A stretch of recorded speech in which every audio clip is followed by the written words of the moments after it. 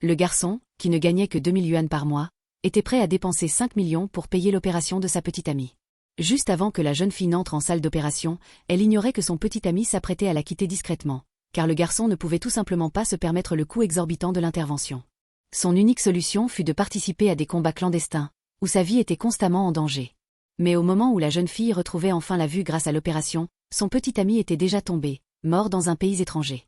Cependant, le destin entre eux n'était pas encore scellé. L'histoire commence véritablement par une journée ordinaire et un changement inattendu de météo. Un agent de sécurité regardait tranquillement la télévision quand, soudain, une jeune fille étrange fit irruption dans sa guérite. Elle lui tendit une poignée de friandises sans la moindre hésitation. Face à cette générosité soudaine, l'homme resta sans voix. Ce n'est qu'à cet instant que la jeune fille réalisa que le vieil agent de sécurité qui l'accompagnait autrefois avait été remplacé par cet homme. Gênée, elle reprit précipitamment son sac en tissu et remit les friandises dans son sac. Alors qu'elle s'apprêtait à partir, une pluie battante et imprévue l'empêcha de continuer son chemin. En la voyant piégée sous la pluie, le jeune homme ressentit une pointe de compassion et l'invita à entrer s'abriter dans la guérite. Ce geste simple mais sincère changea radicalement leur destin. Bien qu'aveugle, la jeune fille pouvait toujours ressentir de la joie grâce au son diffusé par la télévision. En observant son sourire doux et charmant, Ali, le gardien, ressentit pour la première fois un frisson d'émotion. Alors qu'il la contemplait discrètement, la jeune fille tourna soudainement la tête vers lui. Pris de panique, Ali détourna rapidement le regard. Ensuite, Annie, la jeune fille, sortit une pâtisserie et la lui offrit pour le remercier de lui avoir tenu compagnie. Ce geste simple et sincère toucha profondément Ali, qui goûta pour la première fois une friandise offerte par une fille. À cet instant précis, il ne se contenta pas d'apprécier la douceur du gâteau, mais ressentit une émotion qu'il n'avait jamais connue jusqu'alors. Un jour, Annie revint à la guérite. Cette fois, c'est Ali qui se retrouva dans l'embarras, car Annie remarqua une odeur étrange et lui proposa immédiatement d'ouvrir la fenêtre. Elle lui demanda s'il avait fait du sport, ce qui fit comprendre à Ali que l'odeur venait de ses pieds. Honteux, il enfila rapidement ses chaussures et profita de l'inattention d'Annie pour laver ses pieds en vitesse. Ensuite, il rendit à Annie la boîte de gâteaux qu'elle lui avait donnée, mais à l'intérieur, il avait placé 2 œufs fraîchement bouillis. Au moment de partir, Annie tendit la main pour se présenter. Ali, n'ayant jamais eu autant de contact avec une fille, resta figé, puis tendit la main après qu'Annie l'eut rappelé. Quand Annie sentit que sa main était rugueuse et couverte de callosité, elle lui demanda curieusement son histoire. Ali, embarrassé, retira aussitôt sa main et évita la question. Mais après cette rencontre, Ali commença à faire particulièrement attention à son hygiène personnelle. Chaque jour, il nettoyait soigneusement ses vêtements, ouvrait les fenêtres de la guérite pour l'aérer, et vaporisait du parfum d'ambiance dans l'air, attendant patiemment la visite d'Annie. En écoutant les scènes touchantes diffusées à la télévision, Annie se laissait parfois émouvoir jusqu'aux larmes et demandait même à Ali, de façon innocente, à quoi il ressemblait. Le moment du départ arrivait toujours trop vite, et chaque fois Annie le saluait joyeusement. Mais un jour, alors qu'elle venait à peine de quitter la guérite, une voiture la heurta, la projetant au sol. Ali accourut aussitôt et écarta les éclats de verre qui l'entouraient. Voyant la douleur sur le visage d'Annie, il comprit qu'elle s'était foulé la cheville. Alors qu'il la massait doucement, Annie ferma lentement les yeux.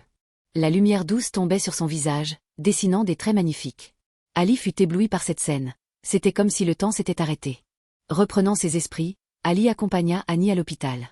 Peut-être touchée par sa gentillesse, Annie lui demanda alors son nom pour la première fois.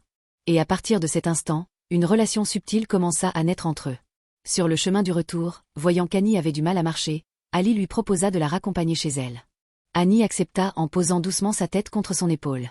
Le souffle doux de la jeune fille, tout proche de son oreille, troubla Ali, qui tenta de masquer son malaise en marchant d'un pas ferme. Alors qu'il montait des marches raides, Ali faillit trébucher, mais il ne recula pas. Essoufflé, il continua malgré tout, affirmant avec le sourire que tout allait bien.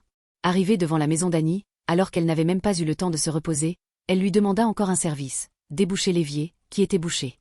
Mais en retirant le bouchon, Ali découvrit qu'il s'agissait des sous-vêtements d'Annie. Gêné, il les mit rapidement de côté.